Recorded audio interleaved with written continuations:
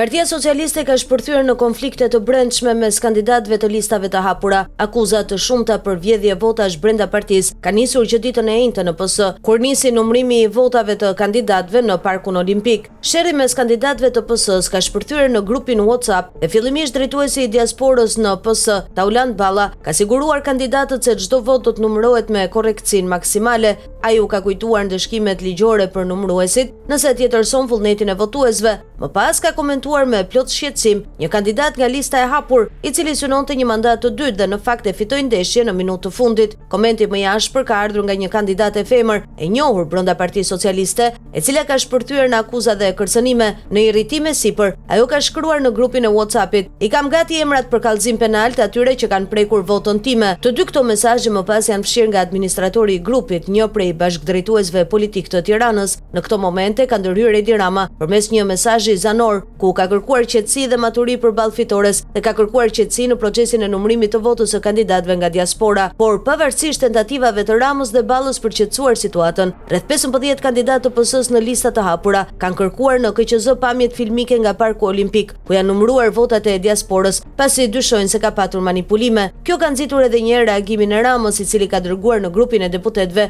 një tjetër mesazh ku apelon që këta kandidat të mos i hyjnë asaj rruge, duke shtuar se nuk kishte asnjë shans që votat të ishin përvetësuar. Natyrisht që s'mund të ndaloj askënd të veproj me kokën e vet, por duke qenë se këtu në këtë dritare jemi ende një skuadër, unë duaj që kështu të mbetemi. Do të këshilloja që të mos i hyjet asaj rruge, sepse së pari, humbja një gares duhet të bëhet shkak për të humbur edhe fytyrën, por në fakt nuk ka asnjë shans, zero, që megjithatë sy mbi ekrane të ketë devijime vote, shkruan Rama mes të tjerash në mesazhin e tij.